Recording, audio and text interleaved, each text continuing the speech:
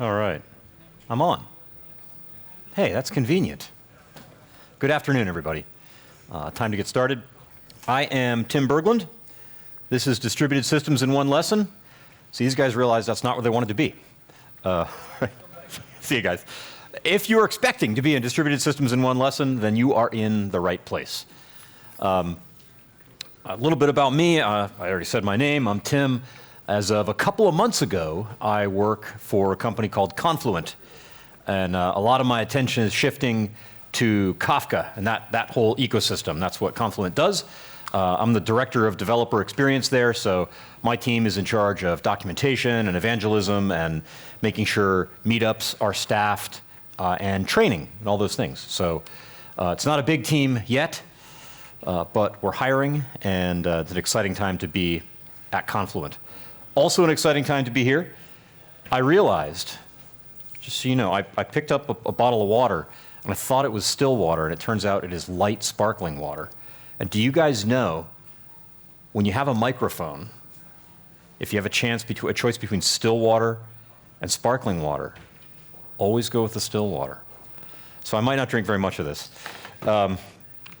Anyway, we got about 50 minutes to spend together, and I want to talk about what a distributed system is and why they are terrible. Now, this might seem strange coming from a guy who makes his living in distributed systems and has for some years, but that's kind of a theme of this talk, is you really, if there's anything I can do to talk you out of building a distributed system and choosing a simpler life, I want to. Now, I know I'm going to fail. I know you're going to do it anyway, but we'll talk about the various things that go wrong when we try to do simple things like store data, compute data, move data from one place to another. All of those things are relatively easy at small scale on a single computer. When we get multiple computers involved, they become terrible. So I'm going to show you the things that go wrong, and for each category of things, we'll talk about storage and computation and messaging. For each one of those things, I'll try to dive into an open source technology that addresses that problem. So that's really what we're doing today.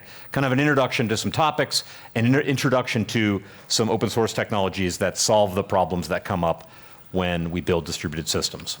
A definition might be in order. Andrew Tannenbaum defines a distributed system as a collection of independent computers that appear to its users as one computer. So you might say something like Amazon.com. I guess it looks like one computer, so that would be a distributed system. A Cassandra cluster, a Kafka cluster, all of these things at one level of abstraction or another, they act like a single system, but in fact they're composed of many computers. Now, distributed systems have three characteristics for something to qualify as a distributed system. It has to be made up of lots of computers. They have to operate concurrently. That's kind of obvious, right? These computers are all running at the same time. They might fail independently, and the possibility of one of our machines failing is a specter that is always looming over us. We just have to deal with that. And those are frankly two trivial things. This last one is a little subtle, and this is what makes things interesting. The computers don't share a global clock. So if you ever have a collection of processors that are in some sense synchronized, that their clocks are synchronized, that technically is not going to function as a distributed system. And all of the various terrible things that happen when we build conventional distributed systems, some of those terrible things won't happen if you have a global clock. But that's just not practical. That's not how we build real systems in the real world. So we have independent clocks, independent failure, and of course computers operating concurrently. That's what I mean when I say distributed system. So as I said, we will dive into three topics here: storage, computation, and messaging. Now, in the single server, single processor, even single thread version of these three things, life is grand. These are more or less solved problems, and everybody knows how to do them. Like, everybody knows how to use a single master relational database. That's a fairly commodity skill. Everybody knows how to do computation in a single thread. If you're a programmer at all, you know how to do that. But when we try to distribute these problems more broadly, life gets real hard. And like I said, I'll look at each one of those. And it's my goal here again, is to convince you, don't do this. Get an easier job, build a smaller system, live in the country, slower pace of life. I'm just looking at you. I know you're not going to do it. I wish you would. I'm trying. I got a few minutes left to convince you, but let's see where I get. Also, by way of a shameless plug, there is also an O'Reilly video available on Safari with the same title, Distributed Systems in One Lesson. That's like 3 or 4 hours long. I go into more detail. And yeah, it's by me, so that's the shamelessness of the plug if you're interested and want more. All right. Let's talk about storage. Now, to remind you, single master storage, the pleasant life you used to lead, the salad days, the simpler times.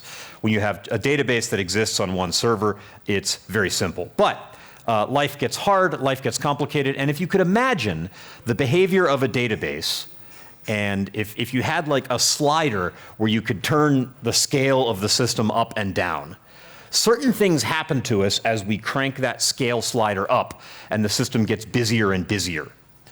Now, typically in a lot of web systems, there are more reads than writes. Right? There's more read traffic than write traffic. Now, in a relational database, reads are usually cheaper than writes, so that's okay. But imagine as we're turning this scale slider up, at some point, this single server runs out of gas. We've got all these reads happening, not as many writes happening, and we need to scale reads. What do? We all know the answer. We do read replication. Okay, that's easy enough. Here we'll take writes that go to the master and we'll propagate them to the 2 follower servers, and you're able to do reads against those, keep the writes going to the master, and you buy yourself some time, right, as this scale slider is turning up. Now, you've broken something already. You've created a distributed system, a distributed database. It's just not a particularly intentional one yet. And what is the thing that we have broken? We have broken consistency. When we were back in the simpler days, can't say I didn't warn you, anytime I write to this database and then I read from it, I am always going to read the thing that I wrote. That is a guarantee, and you know, for any database we're ever likely to use, we're going to read the thing I write. Now, when I go to read replication, that's not necessarily true. I'm going to write here, and when I read here, that read may not have propagated yet. So I now have an eventually consistent database, accidentally. And the bummer here is that I may be telling myself, well, wait, this is a relational database. I've got strong consistency guarantees. It's okay, but I've broken that. So a little bit of life has gotten bad. Also, this only works for so long. As I continue to turn up that slider, what happens? Well, I can keep adding follower servers for reads and scale my reads as much as I want, but all of the writes still go here, and so I'm going to run out of gas on the master, on the leader server. So then I do an even more terrible thing, and that is sharding. Now again, this is not a new technique. People have been sharding relational databases for approximately as long as there have been relational databases. But what I do here is I will find some key, I'm using name here, and I basically just break up the database into 3 pieces based on that key. So if I'm storing people's settings based on their username, let's just say I will pick username as that key and put A through F here, F through N here, and N through Z, as my people say on the last server. I suppose I should say Z, huh? No, I'm going to keep saying Z. All right. And each one of these is its own little read replicated cluster. So I can sort of make the database as big as I want there. But I've broken something else. I already broke consistency, and now kind of I've broken my data model. If this is a relational database, and when one scales like this, it almost certainly is a relational database. Now, for example, I can't join across shards. I've got completely independent databases from shard to shard. And that's a little bit of a bummer. That works sometimes. I have a talk later this afternoon where we're going to talk about sharding as a way of scaling an entire system. And in that case, sharding a whole system, sometimes I get away with that real well, sometimes I don't, and it can be a bit of a bummer. Anyway, briefly, that's just what you do with a database that's not built as a distributed database. That's how you can make it get a little bit bigger. Again, the bad thing is certain behaviors and guarantees and claims of a relational database that I start off with, little by little, I give those up. In fact, it's even a little worse than that. There are other things, if you can imagine that scale slider going up and up. I have to do things with the topology to address that. I have to add computers and make a distributed system. I'll also have to take things away from my data model as I turn that slider up, right? So suppose, for example, your database comes under pressure, latency is going up, you're having higher transactional volume, and suddenly reads are not performing properly. What are you going to do, and what's one of the first things you'll do in response to that? Most people will say at this point, add an index. Kind of an okay answer, right? Maybe that'll help. Maybe you're missing an index. That's good. Suppose you've already done all the index optimizing you can. That's trivial. After that, what you do is you realize, oh wait, the reason reads are slow is because of this wonderful relational model. I'm doing all this joining because my schema is properly normalized. I have to take joins away in order to make reads perform. And how do you take joins away? Well, you denormalize, which we all know is immoral, right? That's what we're taught in school. So you actually become what you think is a terrible person, and you denormalize because your scale is forcing you. You know, you have no choice. If your first answer was to add indexes, that is another pressure that you'll come under on the write side, right? As write traffic increases before you shard or even after you shard, you're likely to give up on indexes, which will then have further pressure on you denormalizing your data model down the line. So all of the wonderful things that you thought were true about your database when you started, they're just gone. They're taken away from you by the time you have to scale it, and you end up with something that doesn't really look all that relational by the time you're done. So why not just do it right? And here is an approach that is taken by, really I'll be talking in terms of Cassandra because it's a database that I know fairly well, but this is sort of, if you look at the scalable, non-relational databases, that family of products, they all kind of work like this. They use a technique called consistent hashing. In fact, consistent hashing is a nice thing to know when you're looking at other systems and other open source projects in the distributed systems world. This method it often kind of pokes up its head and is like winking at you from various systems. It's front and center in Cassandra, but it shows up in other places, so just be advised. Now, here's an example of how you build a database from the ground up to be distributed. Now, it's still doing bad things to you, all right? There's still lots of features Cassandra's not going to give you that you wish you had, but it's very upfront about it. Right from the beginning, it's saying, here are the limitations of the data model, here's how scale works, period, and sort of just deal with it and move forward from there. So suppose I've got this database here. I've got 8 computers, and they're all the same. They're all peers. It's a pretty simple architecture. They're just identified with a numeric token. And in the case of Cassandra, we always draw this in a circle. Now, that's not because they're actually connected that way. These are regular computers on an Ethernet network, just like you or a normal person. But they all have this unique token, this unique numerical ID, and it helps to draw them in order in clockwise in a circle, and I'll show you why right now. I'm storing favorites, and per the coffee picture, because I forgot to say this at the opening slide, as many of these examples as possible I will draw from a coffee shop, just to be cute. So suppose this web-scale coffee shop is trying to remember people's favorite coffee. Basically, I'm an Americano guy. Sometimes, if I'm feeling a little crazy, almond milk latte. That's about as fancy as it gets. But we want to store my favorite coffee, Americano. What we do is we take that key value pair. Cassandra is not a key value database, but this is an easy abstraction to kind of get on board, and this is as far as we'll go here in this summary. Take the key and run it through a hash function. Doesn't matter what the hash function is, as long as it's always the same hash function. We hash it, we say, okay, where is that number going to fit in this ring? We want to see, okay, it's bigger than 8,000, it's less than 1,000, so just based on the way those arrows are going, I'm going to write that key into that node. Simple as that. Now, the cluster can grow, the hash values can change, and as long as internally the database moves keys around as those things change, all I ever need to do when I'm writing to the database is look at it and see what are your tokens right now? How many nodes do you have? What are your tokens? And hash my key, and I know where to write. And I know where to read from. Later on, if I say, hey, what's Tim's favorite coffee? There's a new barista.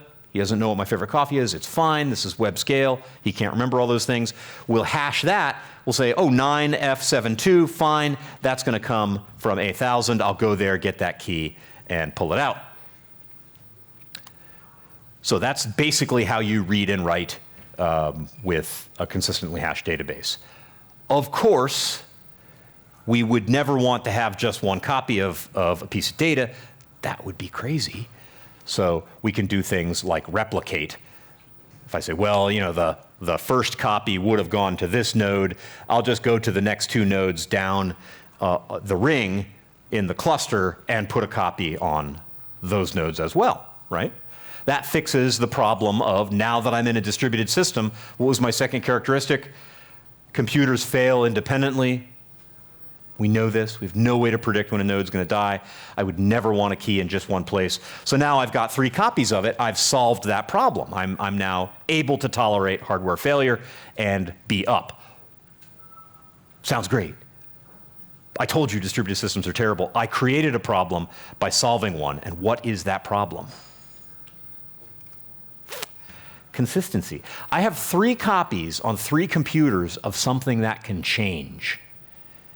I am a fickle coffee drinker. It's Americano today. Tomorrow, maybe it's triple skinny, 2/3 decaf, half chocolate, no whip, grande mocha with extra foam. You have no idea what I might come up with tomorrow. I am the very definition of mutable state.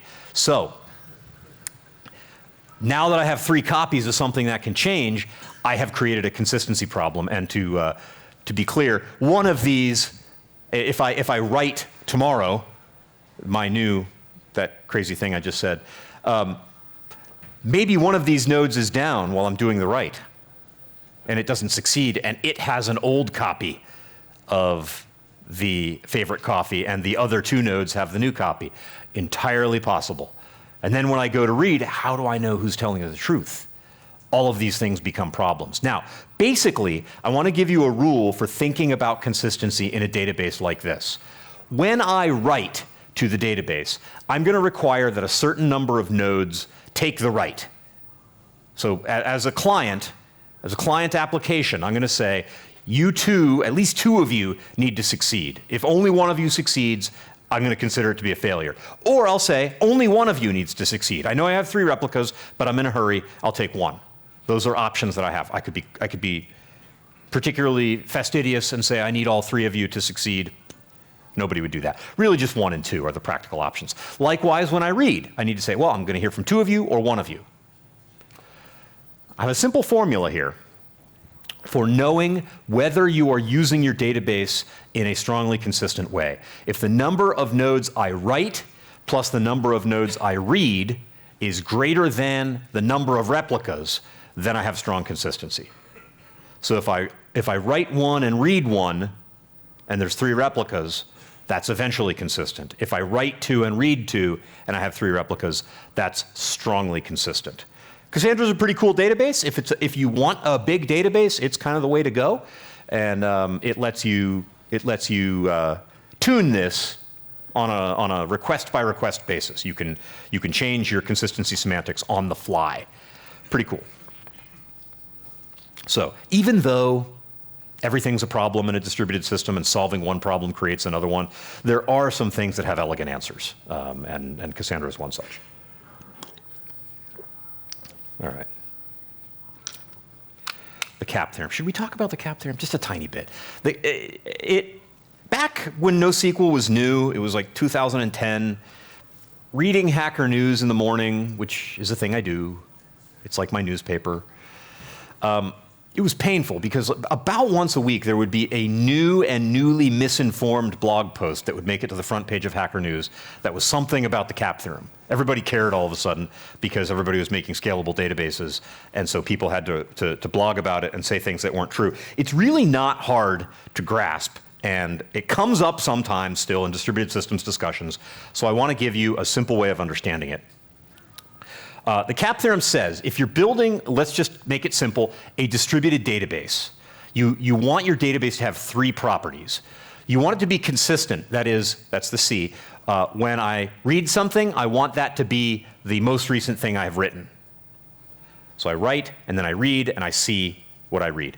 I want it to be available, and that simply means when I try to write, it works, and when I try to read, it works. I also want it to be partition tolerant.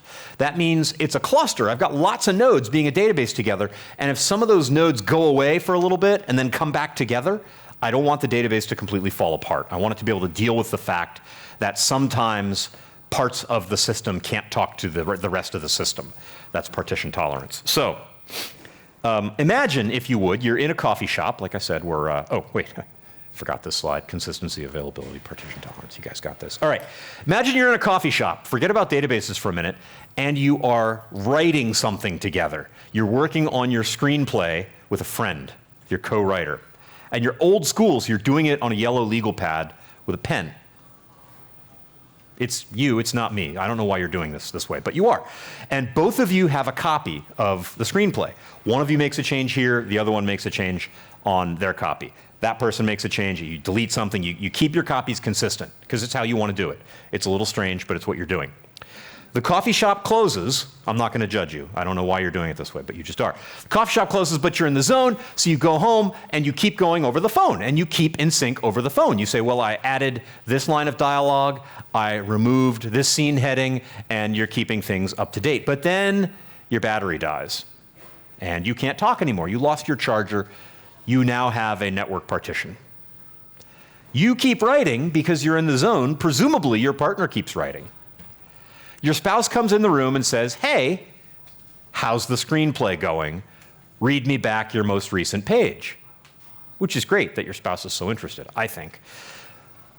Here we have a decision. So back to the Venn diagram here. You can't have all 3 of these things. That's the fundamental insight of the CAP theorem. In the presence of a partition, in this situation, you can either choose to be unavailable, that is, you say to your spouse, I can't tell you, because I might tell you the wrong thing, and I would hate to do that. That would be unfair to my writing partner. Or you could say, well, I'll just give you an answer. It might be wrong, so I could give up on availability and keep consistency by not answering. Or I could keep availability and give up on consistency. That's the fundamental insight of the CAP theorem is I can only have 2 of these 3 good things. I always want all 3, but sometimes I can't have all 3. It's again, there's a lot of writing on the internet about what this means and what its implications are and when it applies and so forth, but just think of distributed databases. It's a simple trade-off between those 3 things that you want. All right, enough of storage. Let's talk about computation. Again, computation is super easy if you have just one processor. If you go to multiple threads on one processor and you try to do computation in a threaded way, that's usually pretty terrible. And there are talks at this conference about ways to avoid that terribleness. And I should say, but you got multiple computers and you're trying to distribute a computation task among multiple computers, life gets really hard. And we've created some truly terrible tools for solving this problem. The good news is life is getting a lot better. Trying to do this 10 years ago or 12 years ago was bad. Trying to do it now is starting to not feel like somebody is hitting you with a 2x4. So I think there's a lot of reason for optimism, and MapReduce is not one of those reasons. But let's talk about it, just to make sure we're on the same page and you know the badness that we've come from. So the typical way to explain MapReduce is with word count, and this is a union rule, people. I have to do this. So I'm going to use a word count example just to show you basically what's going on here. So I've got this big chunk of text. Now, if I'm actually, this works really well in the US because everybody knows this. It's an American poet. He's from Baltimore. His name is Edgar Allan Poe. The American football team from Baltimore, does anybody know the name of the team? Ravens. The Ravens, because this poet is from Baltimore. This is his most favorite poem. It's an amazing poem, strongly recommended. And I'm not even a football fan, but I kind of love the Ravens for this reason. Anyway, if you actually had the text of the Raven, I think it's about 1,800 words, the right way to count that is to use the WC command. Don't screw around. That's a small data problem, but this is helpful just to see how MapReduce works. MapReduce funnels all of your computation through two functions, one called map and one called reduce. That is a terrible thing to do to a person, but here's how it works. I would dump the text into my map function, and what map would do is it would tokenize it, it would split it up into words, and then it would turn those words into key value pairs. I like to go through this because this is kind of a neat insight into the way you would solve a problem like this in a distributed way. What we begin by doing is counting words. That is what I have just done here. And that's the first step in the MapReduce, canonical MapReduce word count example, is you count the words. Now what people say is I tokenize the text and I turn the words into key value pairs. The word is the key and the value is the number one. Really what I have done though is I've just counted each word. And I've seen each word one time. It's like very naive, stateless counting. I don't remember whether I've seen the word a or came or wrapping before. I just count each one time. All right? Then there is a step in between that always gets ignored. It's called shuffle. So after I do that mapping, I count all my words once. Then potentially I have to move these words around the network to different computers to make sure similar words are nearby each other. So a, wrapping, tapping, I want to get those in order. Then I take these collections of similar words and I dump them into a function called reduce. And what reduce is going to do is basically add up the numbers. So it's a less naive counting. It says, well, I counted the word a 3,000 times. Let me just add up all those numbers. Now, I am skipping a bunch of steps here in the spirit of summary and a bunch of complexity here in the spirit of summary. I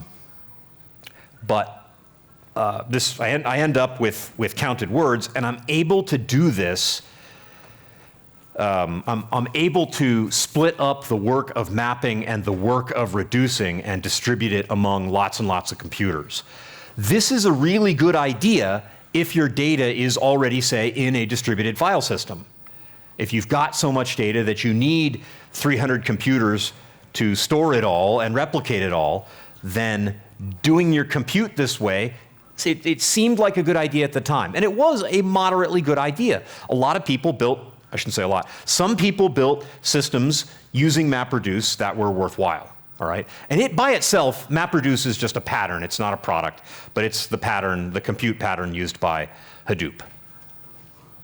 Hadoop is still widely deployed, rapidly becoming, in my view and the view of many others, a legacy technology. It is not the cool new thing anymore at all. But you should know that whole MapReduce thing, yep, that's the fundamental layer, the bottom of Hadoop. And the other, I think, more long-lived part of Hadoop is the distributed file system, HDFS. That is, in the words of one of its co-creators, a cockroach. Nobody is really building any new MapReduce systems anymore. I mean, that's not, you don't see that in lots of new designs.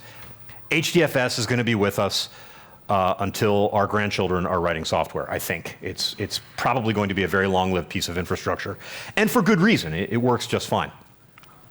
Hadoop spouted an enormous ecosystem, and not necessarily in a good way, in my opinion at least. It became very, very complicated because the underlying programming model was so terrible that we needed this big ecosystem of more pleasant layers on top of it. And that's kind of what happened. Things like Hive grew up, and that became a relatively pleasant way to use Hadoop. Actually programming MapReduce, not many people did that, which is why a tool, when we keep going through the world of distributed computation, a tool like Spark has really taken over the mind share of MapReduce in the last 3 years.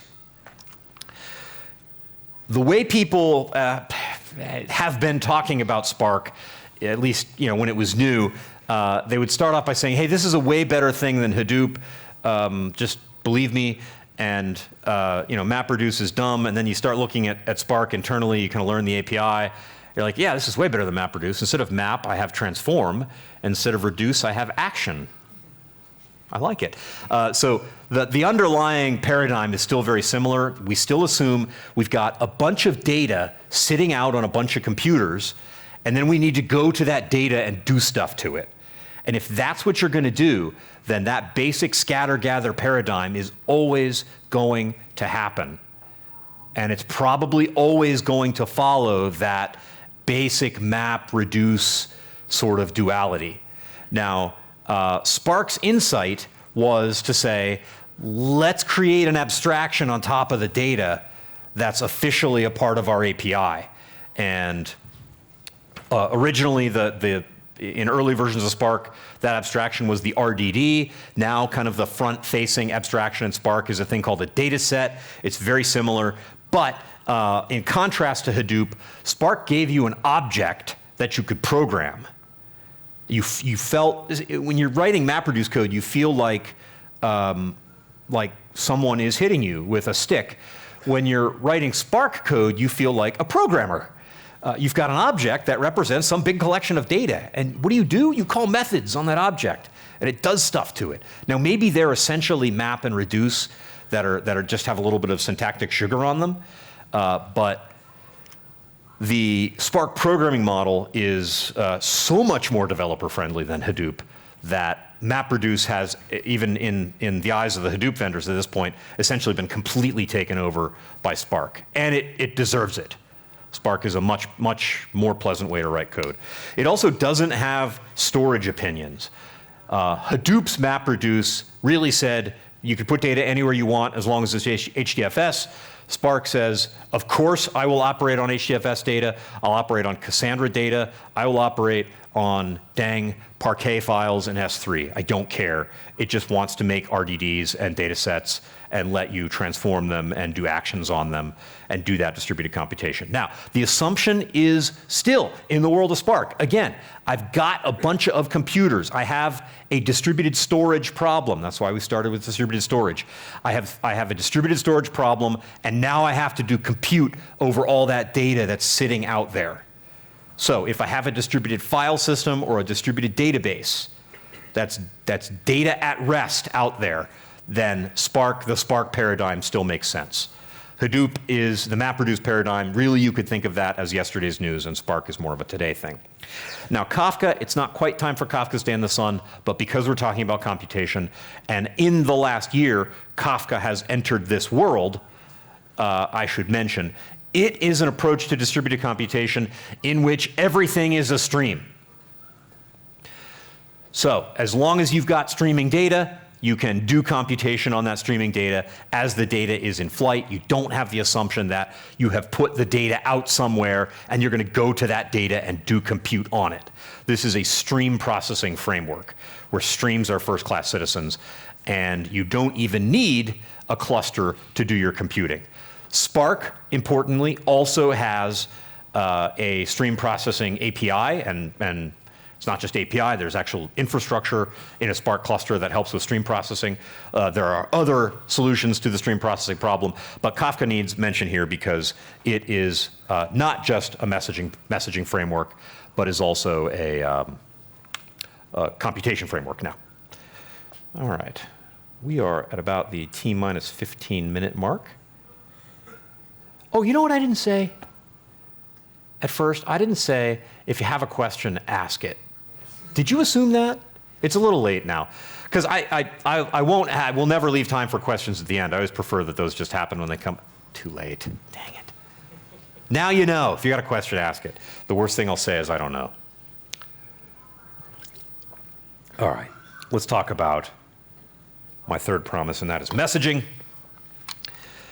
Messaging is great because it lets us loosely couple systems, and that lets us build little chunks of functionality and release them and version them independently and still have them communicate. And does that sound like anything we do these days? If I say little chunks of the system that are released and versioned independently, that sounds kind of microservice-y. And that's amazing. So messaging is, because of microservices in the last 3 years, messaging and streaming, I'm seeing come way more to the foreground in the last year or so. People are realizing that microservices are a super good idea for a number of reasons, and people have been struggling with how to get them to talk. You know, when maybe this is your microservices deployment, and I should be respectful, but kind of an early approach to microservices is, well, let's just have a bunch of little pieces of code and one big database, and they talk through the database. People realized that was a terrible idea, it didn't really work. And so getting those microservices to talk, suddenly messaging is coming back into the foreground. So it's a way of loosely coupling systems. We usually use the term subscribers or producers. Sometimes subscribers, we might call them consumers, all these kind of words. We almost always, in messaging systems, organize them into named topics, which are just namespaces for similar messages. And there's usually this term broker, which is just a computer in the messaging framework. We typically think of messages as being persistent over the short term. Now, it's up to you how you define short term. The New York Times is a open source Kafka user, and they keep all of their newspaper content going back to the 1860s in Kafka. So you get to set the data retention yourself. And believe me, 1860s in America is a long time ago. So that's a lot of newspaper data for us. Now, the basic idea here is you've got a producer, it sends messages into a topic, and then the consumer gets to read those out at its own rate. The problem is when that producer gets big. What if a topic gets too big for one computer? Now, how can it be too big? Well, you can retain too much data. Suppose you want to retain data into the 19th century. Hey, again, I'm not going to judge. It's your system. So that's big. Or your messages are big. Or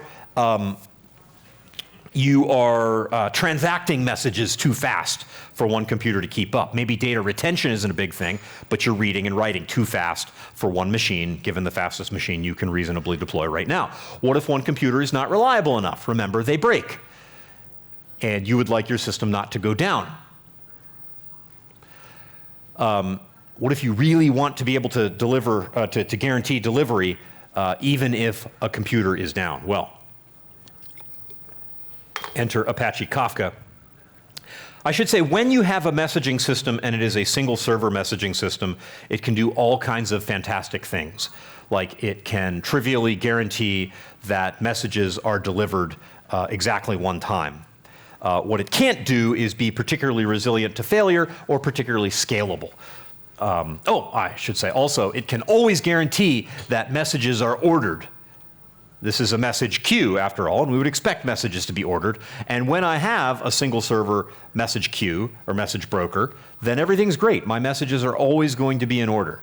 I'm going to have to give up on some of those things when I scale. But I'll get things in return, and as it turns out, a lot of awesome things. So, Kafka. Now, just a few quick definitions in case I use these words. Of course, message, that's the basic thing. Topic, I've already said that. Producer, this is a client process outside the Kafka cluster that puts stuff in. Consumer, this is a client process outside the Kafka cluster that takes messages out. And broker is simply one of the computers that the Kafka cluster is made up of. So a broker will have many topics, for example. I'm not really deep diving on Kafka here, just like I wasn't deep diving on Cassandra. So it does things like replication also, and it answers the consistency question also in various ways. So all of those problems come up, and all of those problems are solved by this particular distributed message broker. But the money in Kafka, the really interesting thing, is when we get past just being a message queue.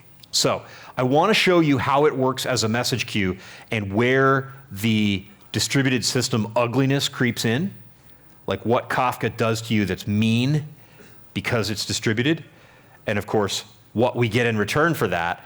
Then I want to talk real quickly in closing about what happens when we have made everything into a message. Like how thoroughly can you live that life, and what sorts of things happen when you do. So Kafka, all right. Well, again, producer, consumer, topic. This is the trivial account of Kafka. Kafka as a pipe. And this is currently how most people think of Kafka, because it's value-added features that are more than just pipe are really only a year old. So let's just go through the pipe version. When that topic gets big, what do? Of course, we partition it. We'll just split that up onto several computers. So let's say instead of one computer, I've got that single topic partitioned over 3 computers. Now, each of these partitions, of course, I would also replicate. Just put that to the side for a moment. We're not going to talk about that. We've got these 3 partitions. So these 3 rows here are those 3 brokers, each of which has 1 partition of the topics. These are independent computers. The gears over there are producers. They're going to produce messages, and these diligent people working at like 2010 IMAX, those are the consumers. So when I create a message as a producer, what's going to happen is we're going to look at some part of that message. Now, maybe I'll just hash the whole message. Maybe I'll look into a field of the message, like username or IP address or something that means something to me as a producer. But I'm going to take some part of that message, up to all of it, and I'm going to hash it. Now, this is like consistent hashing over there, poking its head up and winking at you, like I warned you it would. I'm going to hash that message, mod the number of partitions, and that's going to tell me what partition to write to. Within each partition, I will be able to keep things in order. Each partition is ordered. So I'm going to keep writing in here, and I will kind of randomly, really, or uniformly, have these messages assigned to my partitions. Oops, I consumed one. Let's not consume that yet. Now, already, you can't remember what order these happened in. System-wide or topic-wide ordering is lost. Because this is a distributed message queue, I can only have ordering within a partition. That's a limitation I have to accept. I don't get global topic-wide ordering, and that's a bummer. I would love to have it. There is no day I will wake up in the morning, roll out of bed, have a cup of coffee, and say, I literally do not want global ordering on my topics. Darn it, I wish I didn't have it. Shake my fist at the heavens. It's just not going to happen. I would always want it, but I can't have it. It's just not a possibility. But I do have it within partitions. And so that's why I said that at the producer level, you can be smart about what part of the message gets hashed. And so I can guarantee within a topic that messages from the same user or from the same host or from the same whatever will always end up in the same partition. And then I can consume them in order from each consumer. And those consumers are independent computers operating independently, scaling my system like a boss. So, cool. I have a message bus. I have solved the problem of distributed messaging. I already came up with a way to solve distributed storage. We talked about one. I came up with, there are a few different ways to solve distributed computation.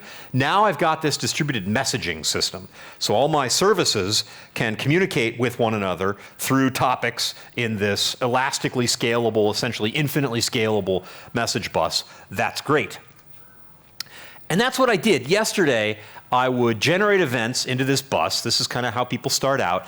And then I would consume, service would consume one of those messages. And what do? I write it to a database. So I've got this event, and I turn that event into a row. And that row sits in a place. The data is sitting in a place somewhere.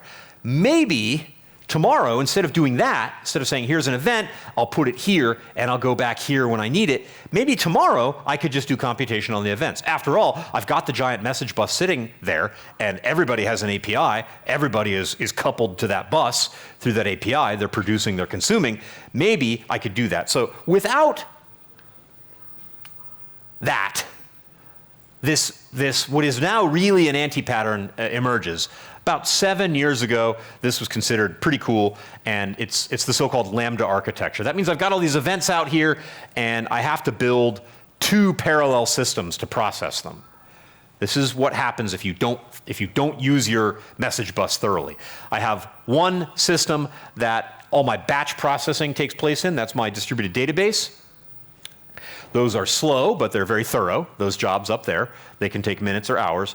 And then I've got this other system down here that really is just my temporary message bus thing, and I might do little bits of stream processing for quick summaries. All right, this Lambda architecture emerges. This is bad because essentially what Lambda did to us, and if you come to my talk this afternoon, I'll talk about this in more detail, is it forced people to write the same code twice. You had to write the stream code and the batch code.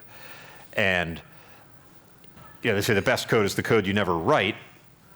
Well, the worst code would be the code that you write 2 or more times. That's a terrible idea. So the basic idea, once I've got a message bus and I say, hey, look, how about I stop obsessing over taking events and writing them to some place in a database, and why not just let them be events and process them in place through through a stream processing API?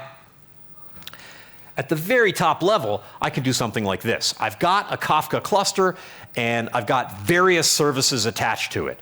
I've got some service maybe that's doing some analytics or some monitoring, a service that's doing some analytics. I've got a couple of little databases. That's okay for a microservice to maintain a local database, but all of these are services. I might even have a Hadoop cluster because it's still there, and we spent a lot of money on it, and the CIO doesn't want to get in trouble for not using it. So you have to keep using the Hadoop cluster. I might have an Elasticsearch cluster down here, all doing different kinds of things that my system needs based on this messaging bus that they all talk to.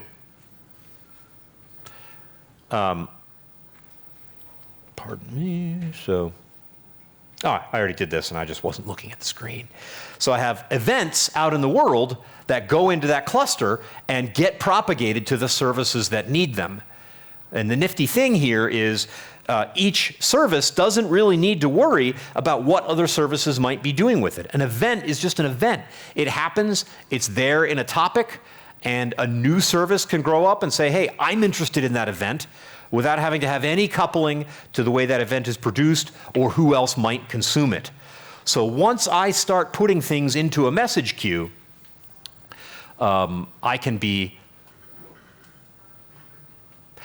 it can cause me to think very differently about the architecture of the system. This can be an impactful thing, this distributed messaging thing.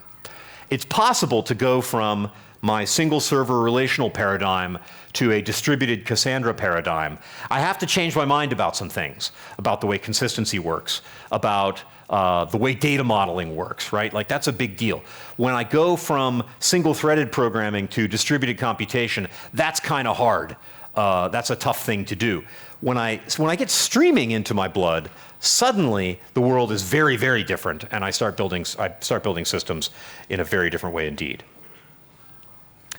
Now, with that, just about out of time, and we have covered storage, computation, and messaging, a brief introduction to a few things that go wrong and right when you build distributed systems, and how a few open source projects solve them.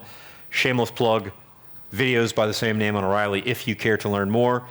Absolutely not shameless plug for Kafka meetups, because this is what I do. If you're interested in more, check that out.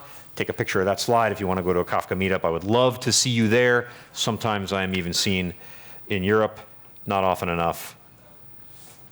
But thanks for having me here today. Have a good day.